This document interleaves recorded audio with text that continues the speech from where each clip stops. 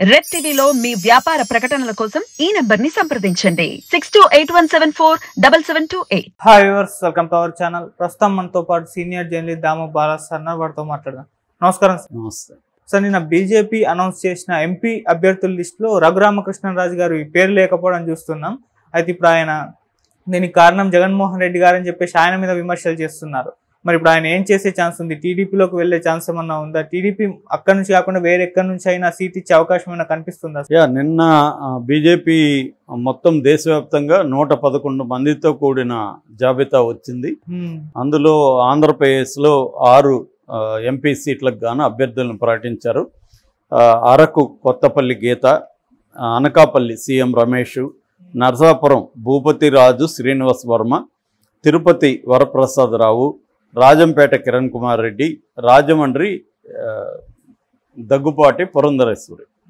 So ఇందులో చూసుకున్నప్పుడు దాదాపు 5 చోట్ల వేరే పార్టీల నుంచి బీజేపీలోకి వచ్చిన వాళ్ళకే టికెట్లు వచ్చారు.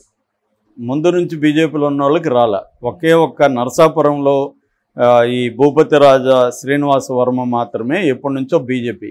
మిగతా అరకులో కొత్తపల్లి గీత వైసీపీ నుంచి వచ్చింది. అనకాపల్లి సీఎం రమేష్ తెలుగుదేశం నుంచి వచ్చాడు. తిరుపతి వరప్రసాద్ వైసీపీలో నుంచి గూడూరు ఎమ్మెల్యేగా ఉండి మొన్ననే వచ్చాడు ఆయన బీజేపీలోకి. ఇమీడియట్గా ఆయనకి తిరుపతి ఇచ్చేశారు. రాజంపేట కిరణ్ కుమార్ రెడ్డి మనకు తెలుసు కాంగ్రెస్ నుంచి వచ్చాడు. రాజమండ్రి పురంధేశ్వరి కాంగ్రెస్ నుంచి వచ్చింది. సో వీళ్ళ ఎవరు కూడా ట్రెడిషనల్గా బీజేపీ నుంచి రాలా. ఎందుకంటే ఆంధ్రప్రదేశ్లో బీజేపీ ఎప్పటి నుంచో బలహీనంగా ఉంది. వాళ్ళకి ఆర్గానిక్ నాయకత్వం అనేది డెవలప్ కాల, ఉన్న వాళ్ళకి కూడా ఇవ్వలేదు. అంటే ఫర్ ఎగ్జాంపుల్ జీవేల్ నరసింహారావుకి ఇవ్వలేదు, సోమ్ వీర్రాజుకి ఇవ్వలేదు, తర్వాత విష్ణువర్ధన్ రెడ్డికి ఇవ్వలేదు. ఇలాంటి వాళ్ళకి ఎవరికి ఇవ్వలేదు టికెట్లు. అంటే ఇక్కడ చంద్రబాబు ఇన్ఫ్లుయెన్స్ చేయగలిగాడా అన్న ఒక చర్చ కూడా నడుస్తుంది.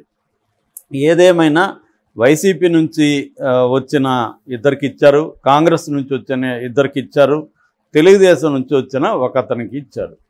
ఇది బేసిక్గా.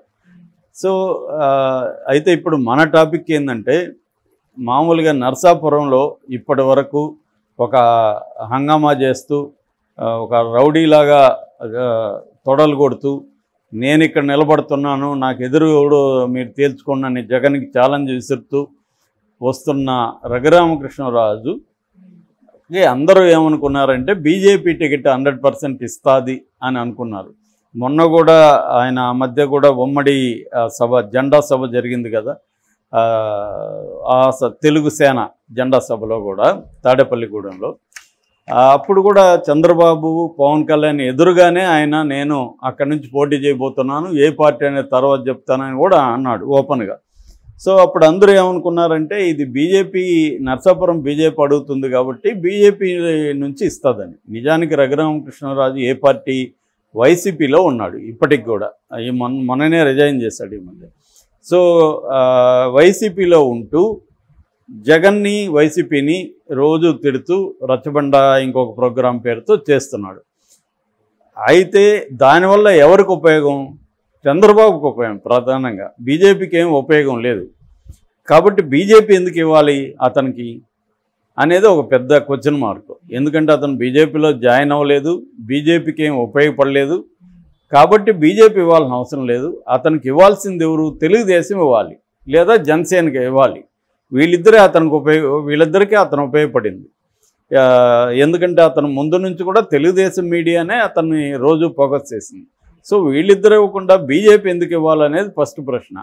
రెండోది, బీజేపీకి ఏంటంటే ఇతని పట్ల కొంత నెగిటివ్ ఒపీనియన్ కూడా ఉందని చెప్తారు.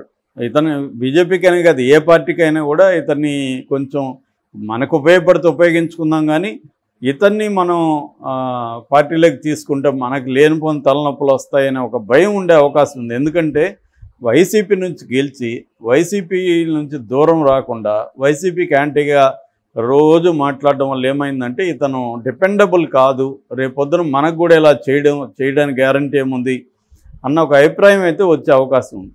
సో దీన్ని ఇప్పుడు ఇప్పటికి కూడా ఆయన ఏం చెప్తున్నాడు, నిన్న వీడియో రిలీజ్ చేసి ఇది జగనే చేయించాడు, నాకు టికెట్ రాకుండా బీజేపీని ఇన్ఫ్లుయెన్స్ చేసి సోమ్ వీర్రాజు ద్వారా చేశాడని నాకు నమ్మకమైన సోర్స్ ద్వారా వచ్చిందని చెప్పాడు. ఖచ్చితంగా జగన్ చేసి ఉండొచ్చు, నో డౌట్. ఎందుకంటే జగన్ మీద రోజు ఇతను డ్యామేజింగ్గా 3-4 ఏళ్ళ నుంచి చేస్తూ ఉంటే జగన్ ఎందుకు కక్ష తీర్చుకోడు? ఎవరైనా తీర్చుకుంటారు కదా.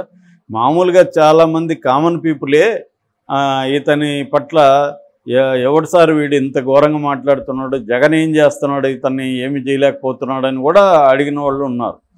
అలాంటిది జగన్ ఎందుకు గమ్మున ఉంటాడు?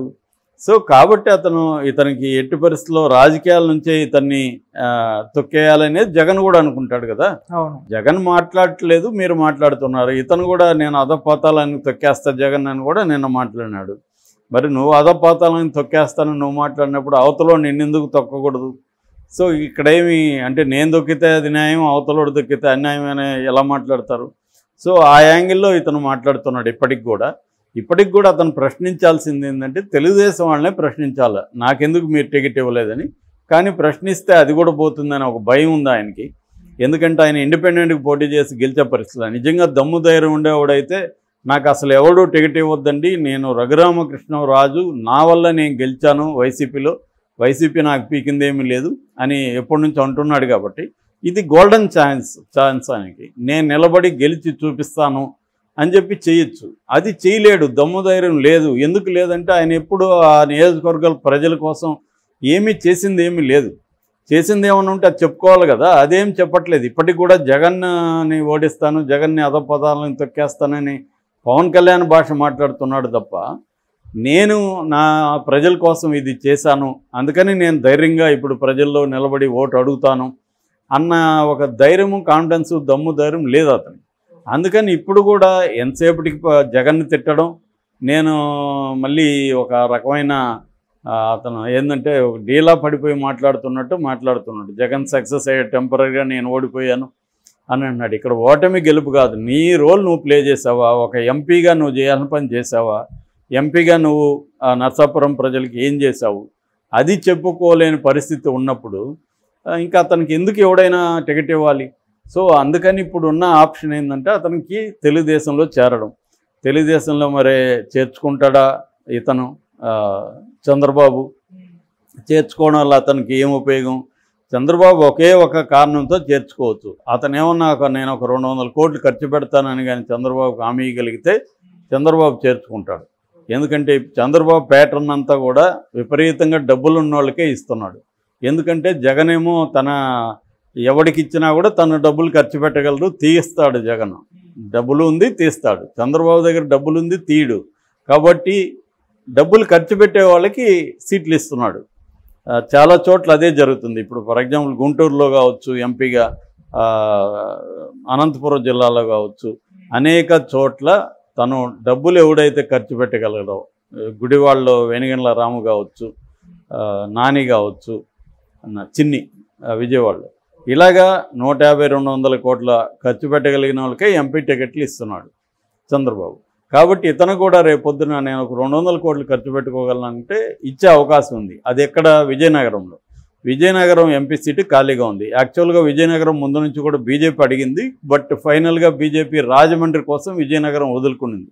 రాజమండ్రి నుంచి కిరణ్ కుమార్ రెడ్డి పోటీ చేస్తున్నాడు, రాజంపేట నుంచి. సో రాజంపేట కోసం విజయనగరం వదులుకునిందని చెప్తున్నారు.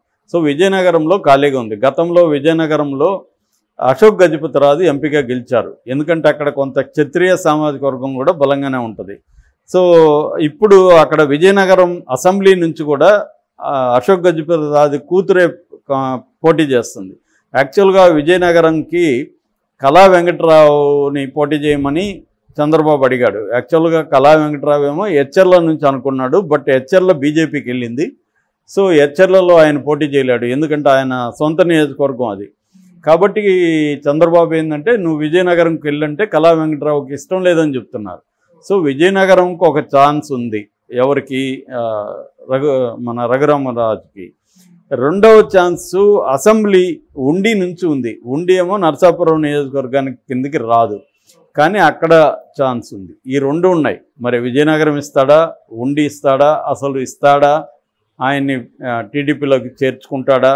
ఇప్పుడు టీడీపీలోకి చేర్చుకుంటే ఒక ప్రాబ్లం ఏంటంటే ఇన్ని రోజులు రఘురామకృష్ణరాజు చేసిందంతా కూడా టీడీపీ నుంచే చేశాడు అనేది కూడా వచ్చేస్తుంది. వీళ్ళు వైసీపీ వాళ్ళు చూసారా, ఇన్ని రోజులు కూడా అతను టీడీపీతో ఉన్నాడు ఓపెన్గా, ఇప్పుడు ఓపెన్ అయ్యాడు అనేదే చెబుతారు. దానివల్ల అతనికి ఇంకా బ్యాడ్ నేమ్ వస్తుంది. గెలవకపోతే ఇంకా ఘోరంగా ఉండదు పరిస్థితి. మరి ఏం జరుగుతుందనేది చూడాలి.